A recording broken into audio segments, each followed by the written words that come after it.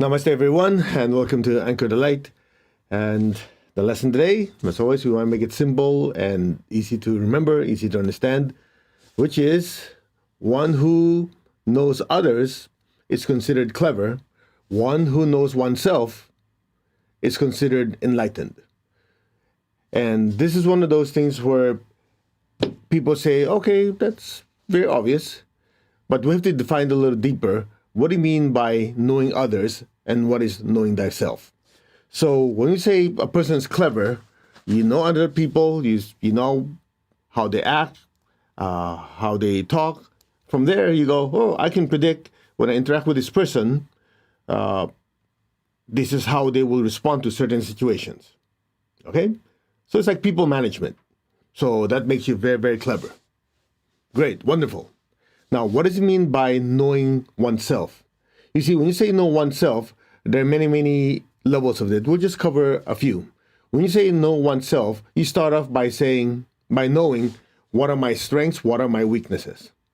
And you might think, oh, that's so obvious, that's so simple. But in reality, a lot of people don't know that.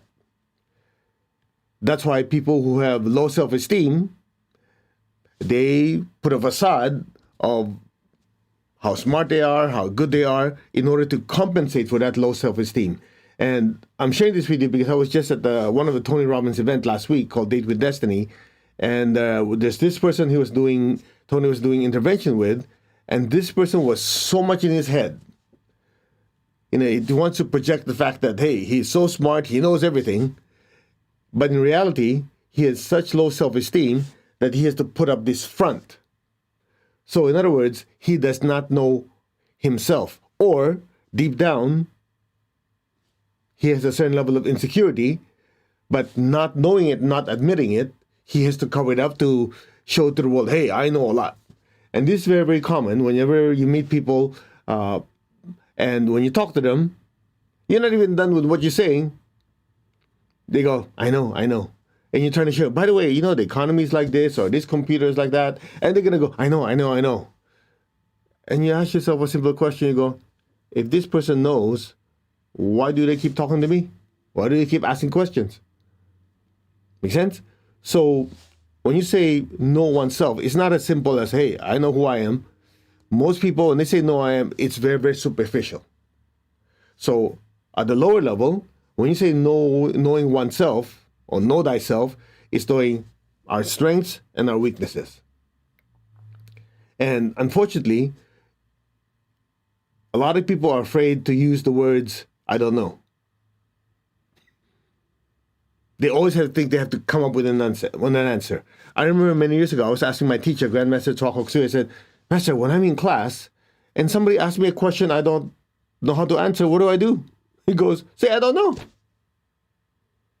I'm thinking about it, go, never thought of that.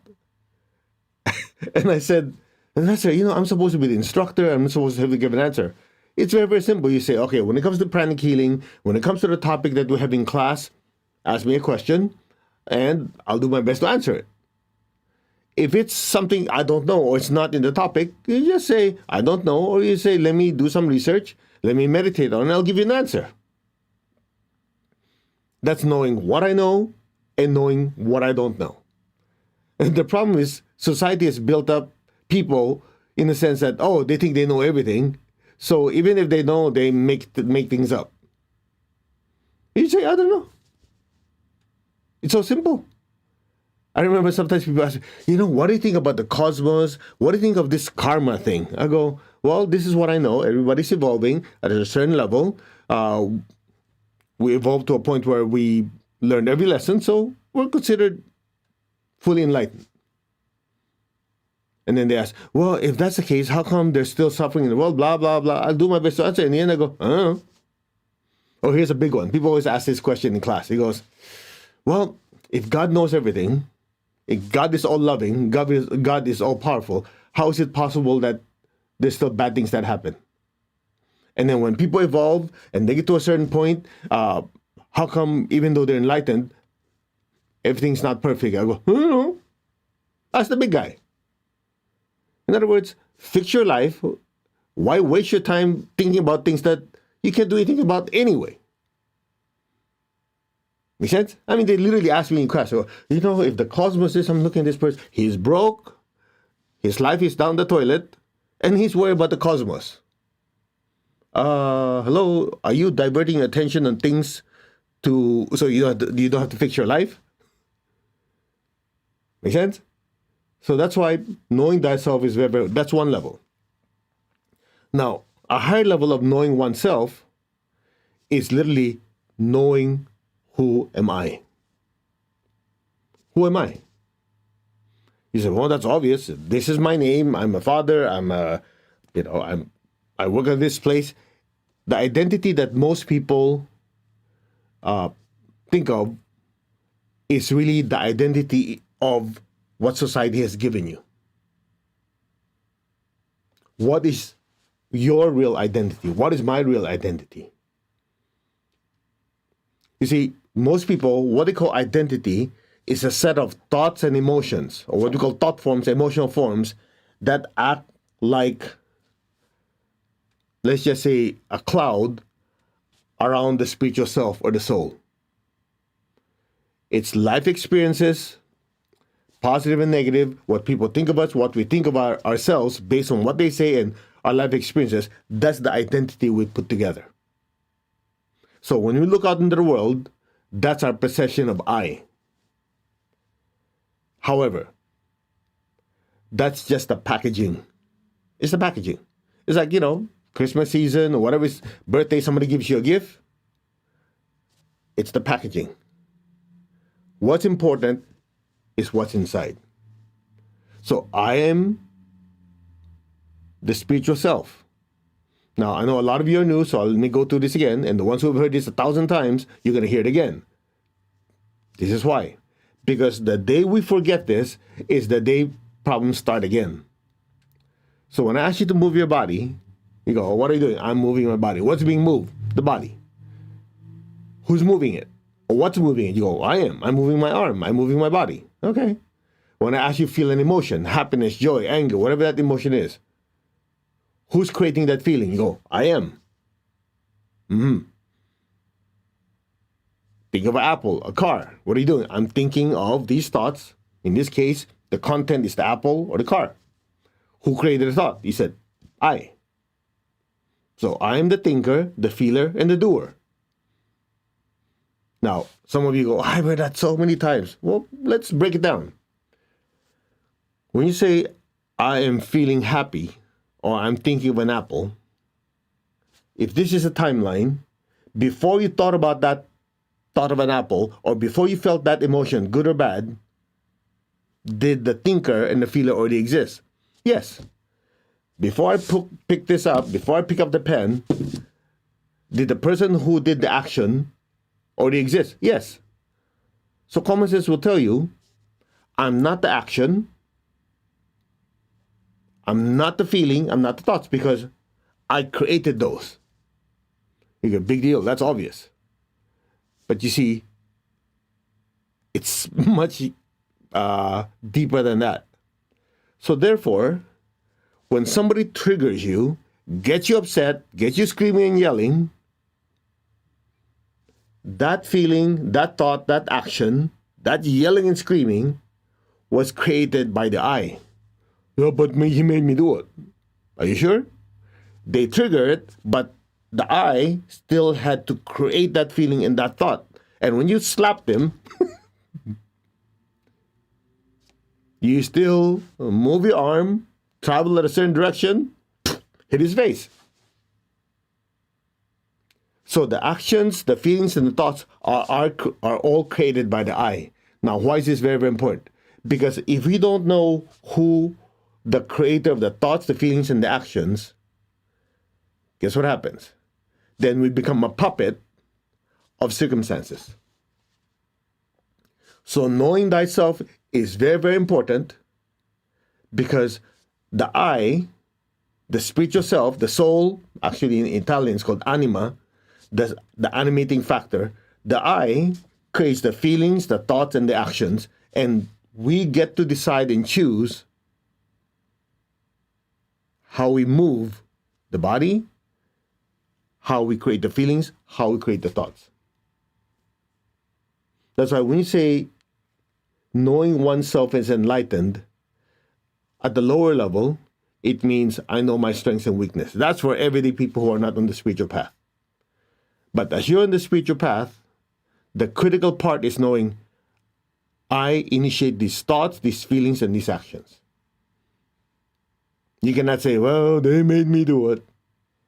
Well, if somebody screams and yell at you, and you're getting angry and upset, and then you go, okay, let me think about this. If I get angry back and I hit this person, might not have a good outcome.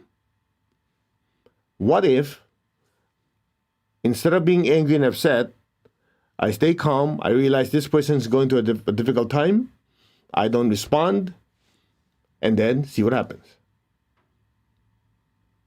It's the same situation, different response. That shows the I is in control of the thoughts, the feelings, and the actions. Easier said than done. But you see, here's the interesting part. The longer and the more often we remember this, the more we are in control of what's happening in our life.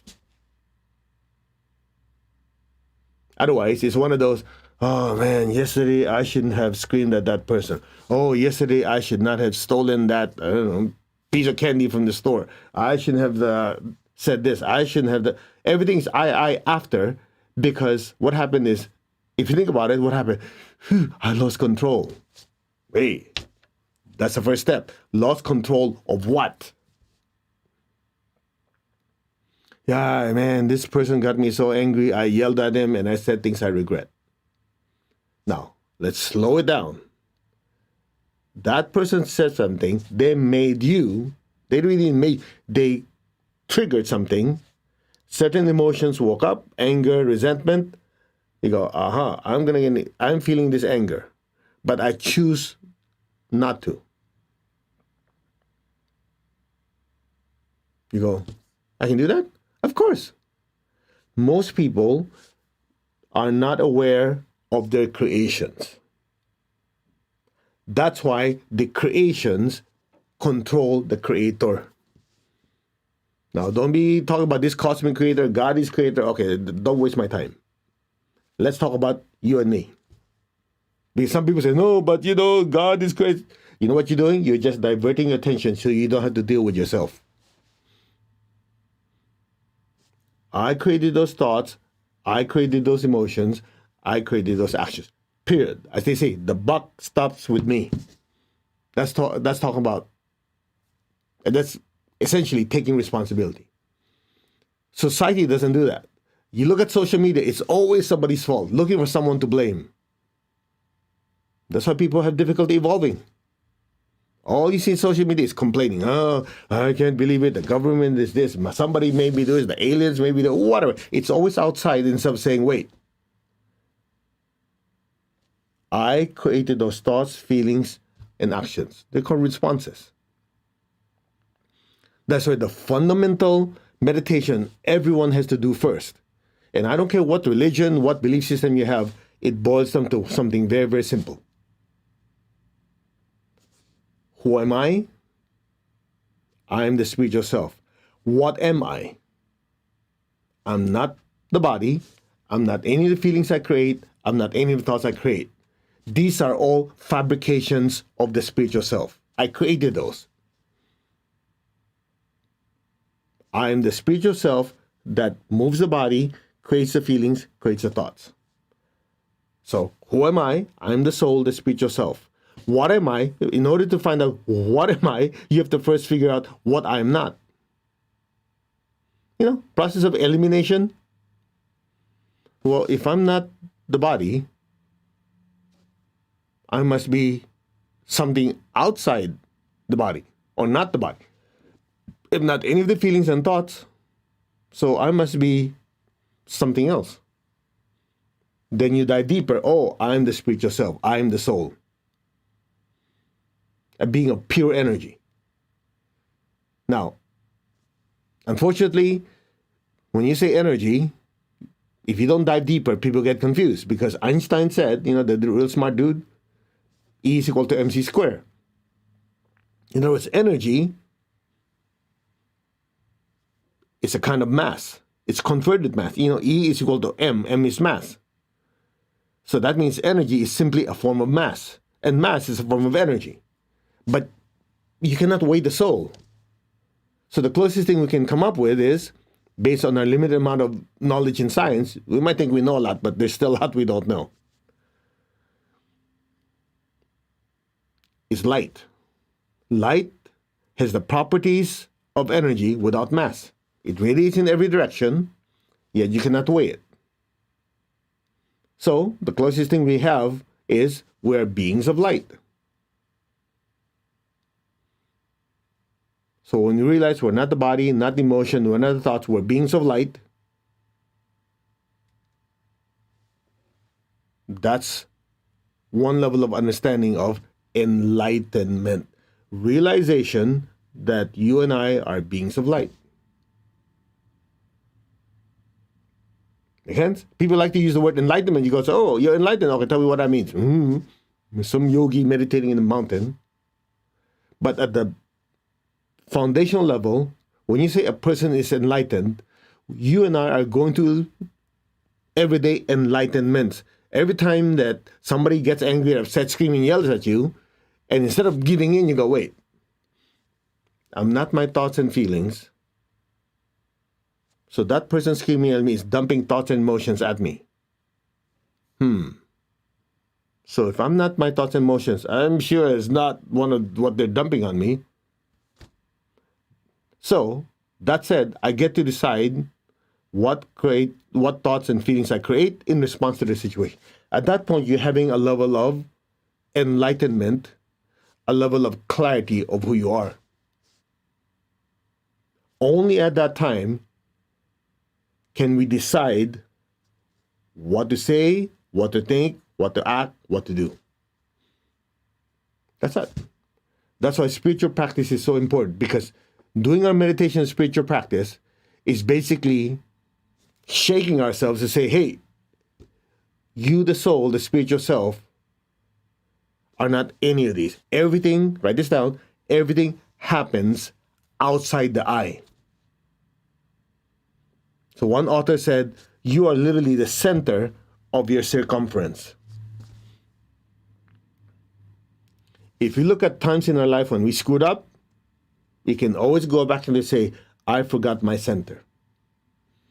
I allow my emotions to take over. I allow my thoughts, the mind to jump all over the place. I allow the desires of my body to take over. That's it. Now then you just have to dive into how we do it. Anyway, that'll take a few hours, but that's the essence. So when you say, back to the quote earlier is, let me read it. Knowing others is being clever, but truly knowing oneself, that's enlightenment.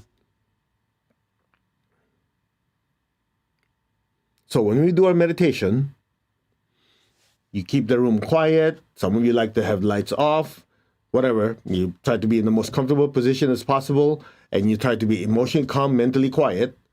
All of those starts with one purpose: to isolate the I from the not I. So if you have the room quiet, you don't have any noise, you don't have any smells, no lights flashing, whatever, what are you doing? You are muting down any information coming from the physical body. When you're trying to say, okay, I don't want to feel that anger, stress, whatever, I don't want to feel those things. What are you trying to do? You're trying to isolate the I from the feelings that have been created. Same thing with the thoughts. So at that point, most of you, just by doing that, so peaceful. You go, man, that's amazing. I didn't take any drugs, I didn't shoot anything, I didn't drink anything, and yet I have that inner peace. You know why? Because all you did is remember who you are, what you are. That's how you notice when we do our meditation. Again, I have nothing against music. It's just logistically, it's too much work for me to do it here. But normally, at some point, we do meditation and then we get to the silence. Silence is just a way for you to experience no stimuli from anywhere or stimulus from anywhere. And then from that silence, you stretch it. When you stretch the silence, it leads to stillness. Only in stillness will you get a glimpse of your true nature. It's just like when you're going through everyday life, we're creating thoughts, feelings, and actions. So that's how we interact with the world, right? So at that point, all these are controlling the I, or it's affecting the I. So you have to give yourself time to push everything aside and just remember who you are. Not the body, not the emotion, not the thoughts. Even just by doing that, there's a level of calmness. Then as we do the meditation over and over and over again, what happens is when you experience that calmness, that silence, and that stillness, you sense that connection and oneness. When you come out of your meditation, and you're dealing in your everyday life, you're able to maintain that identity while interacting with the world. That's that. Okay? So let's meditate. Now in meditation, we always ask for divine blessing. If you don't have a religion, that's fine. You can just close your eyes and ask. If you don't want to ask, you don't have to. We do it anyway. To the Divine Supreme God, Divine Father, Mother, to all the spiritual elders, holy masters, saints, archangels, holy angels, and spiritual helpers. Personally, to my teacher, Master Chokok Sui, Mahagu Jamailing, we humbly ask for divine light, divine love. Thank you for your guidance, help, healing, and protection. Thank you. By the way, the third question is, after you say, who am I? What am I? The third question is, where do I come from? So if you are a being of light, because you're not the body, not the emotion, not thoughts, you're the soul, you have to ask yourself a simple question. Do you exist independently of everything in the universe? No. That's why when you're meditating, you experience a certain level of lightness, like you feel or sense that you're not, the I is not just here, it seems to be bigger. So you experience yourself as a brighter light, and if everyone is a being of light, this light radiates throughout the whole universe. That means we're interconnected. Make sense? What am I? No. Who am I? What am I? Where do I come from? I must come from a universal source. The human term for that is God. Let me emphasize, the human term. That's a topic for another time. Put your hands on your heart. Put your attention in your crown. Repeat after me. I am that I am. I'm not the body, not the emotion or the thoughts. I am the soul. I am a spiritual being of divine intelligence, divine love, divine power. I am that, the soul, the spiritual self. That is my true nature. A being of pure energy and light.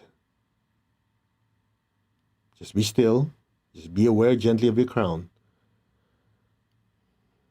I am the soul. I am connected in one to my higher soul. I am connected in one to the divine spirit, the divine spark in me.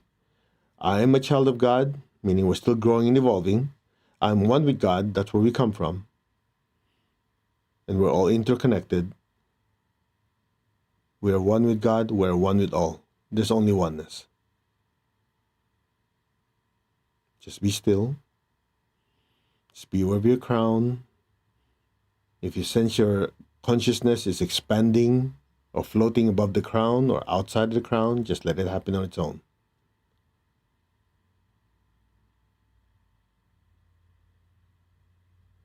We're one with God, we're one with all. There's only oneness. Be still.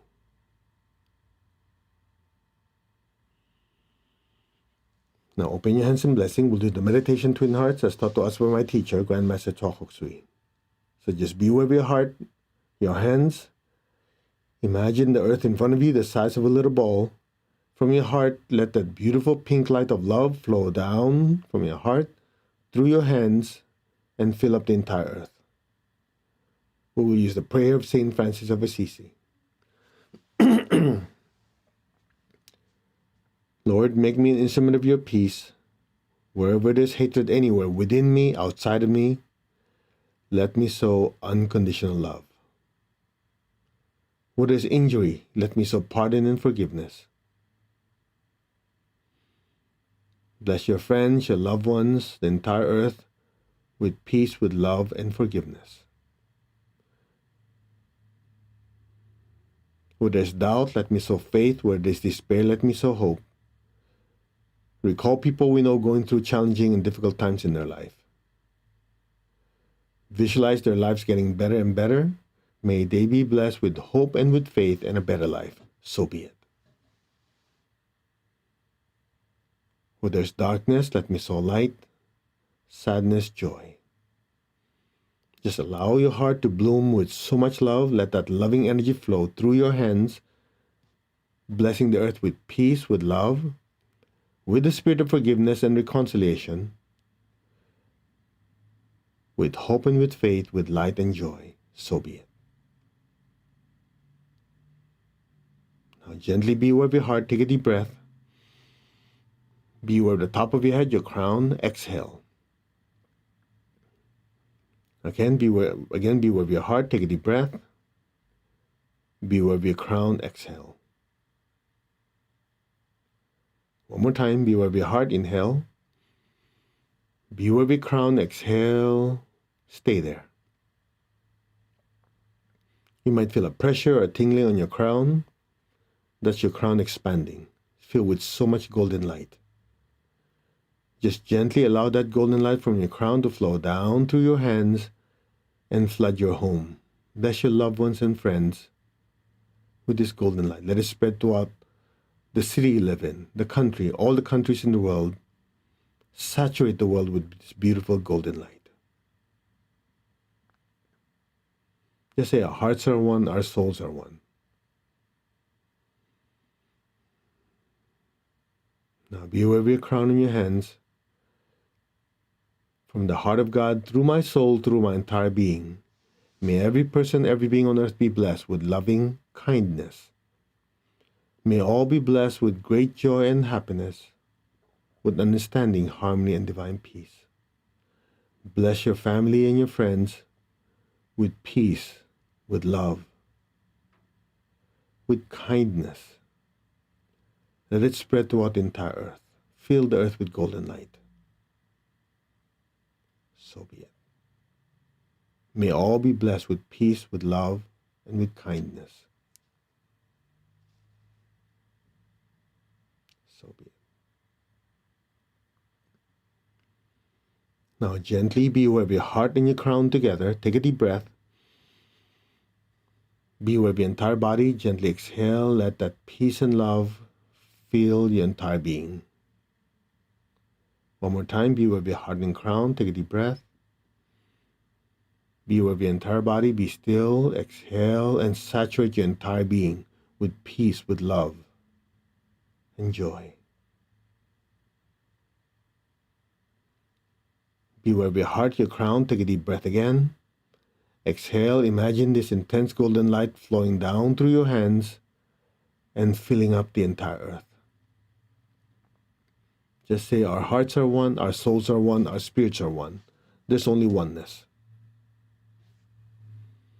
From the center of the heart of God, through my spirit, through my soul, through my entire being, may every person, every being, in the lower worlds, middle worlds, the higher worlds, may all beings in every dimension, without exception, every direction be blessed with loving kindness. May all be blessed with inner peace, inner healing. May all be healed of any pain, sorrow, or suffering. So be it. Now think of people who are having challenges and difficulty in countries all over the world, either due to war, due to political unrest, to famine, to natural calamities, or just going through everyday problems. May they be blessed. May they be healed of any pain, sorrow, or suffering. So be it. May all be blessed with understanding, harmony, goodwill, and the willingness to do good. Blessings be to all. So be it. So be it. Be still, just let the blessings flow through us. We're just the pipelines, just let it flow through us. Bless your home, your family, your friends, especially people who are going through challenging times. Fill them with this intense golden light. So be it.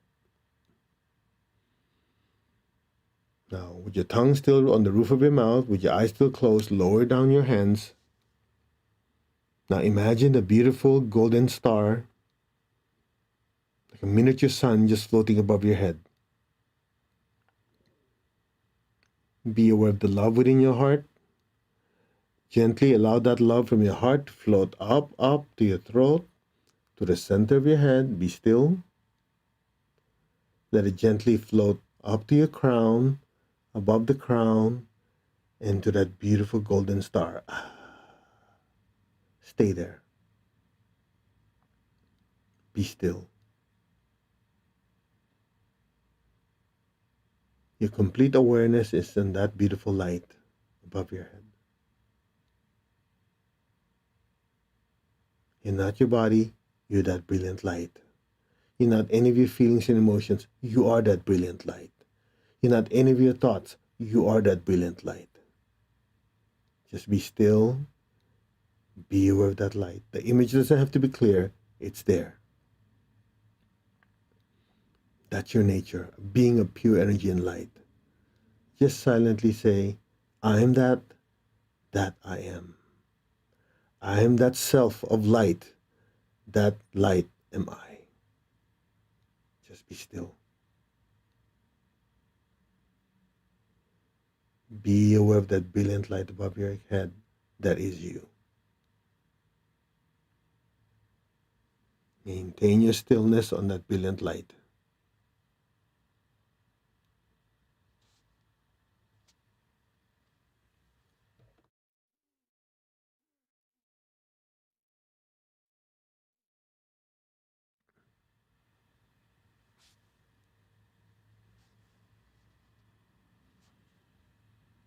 You are that light.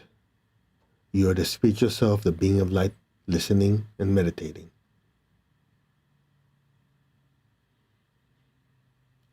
Om.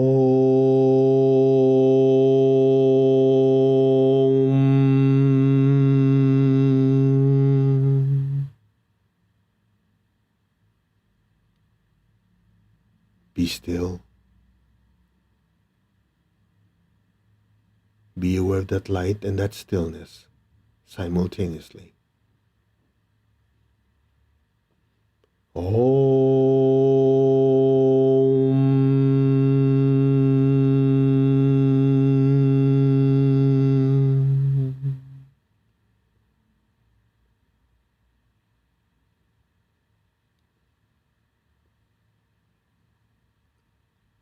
Allow your awareness to gently drift into that space before the next Om.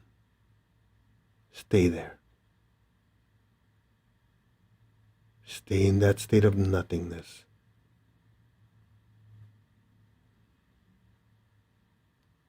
Om.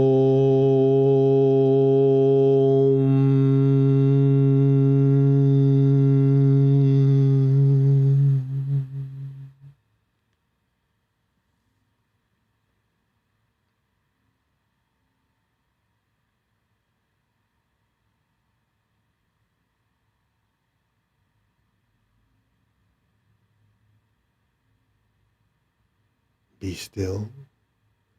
Be aware of the inner stillness and the brilliant light. And just let go. Now.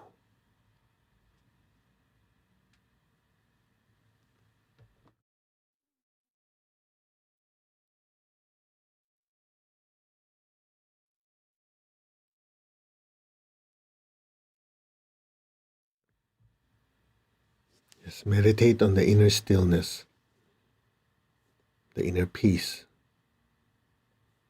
the pure nothingness. And just let go and let things be. Any sound, any noise you hear would just help you drift deeper and deeper into that pure nothingness. Now, let go.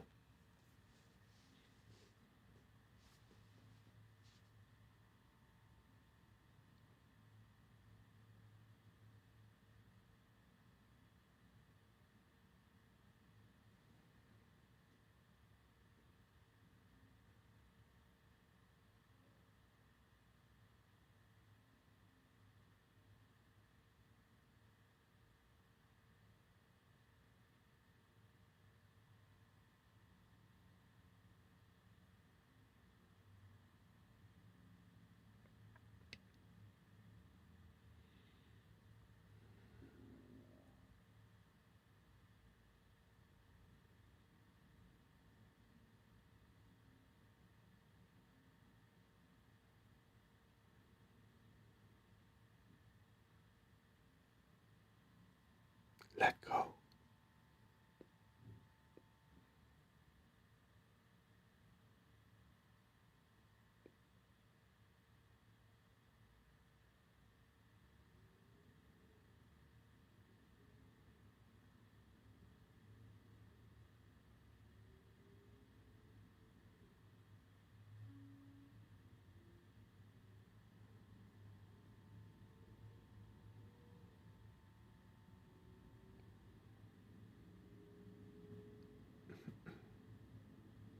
Gently, slowly, very gently and slowly.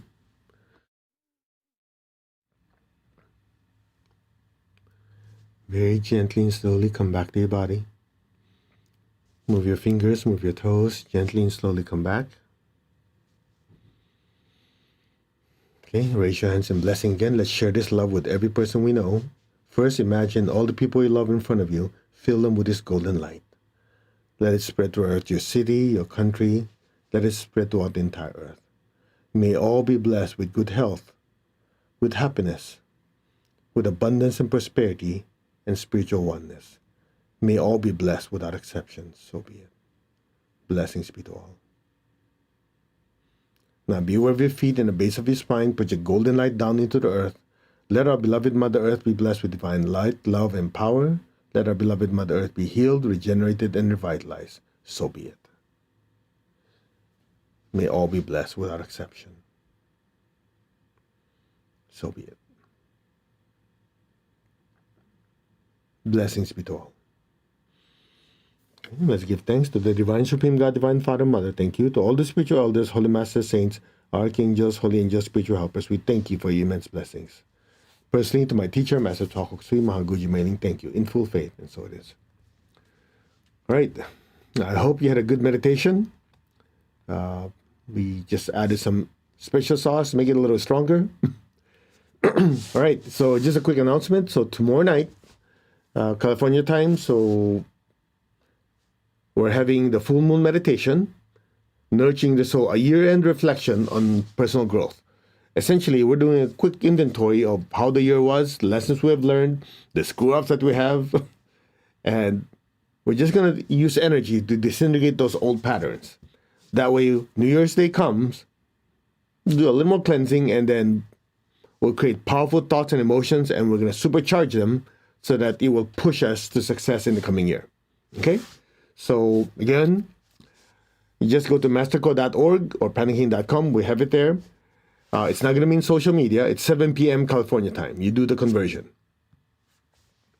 So we'll do full moon meditation. We'll have a short lecture. We'll do a meditation and cleansing. And then make sure you write down all your wishes, goals, aspirations, projects. We do this after every meditation. You have all this energy generated. You have probably millions of people meditating during the full moon. With all that energy, when we're done with the meditation, you're going to have whatever you want, charge, bless, whatever you want to use. We're going to all, as a group, energize for your projects and goals. We do that every month. Okay?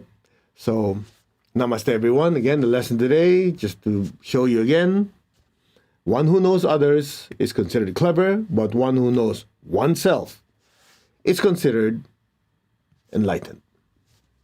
Okay? Namaste, everyone. You guys take care. By the way, there's no Anchor the Light tonight because I need to let my body rest. I have a 1 a.m. to 10 a.m. throughout the night class because I'm teaching Spiritual Essence of Men, the Tree of Life, to Ireland. I'm broadcasting, so that means I have to be up 1 a.m. to 10 a.m. So I think tonight I'll let the body rest. Okay, so there's no Anchor the Light tonight.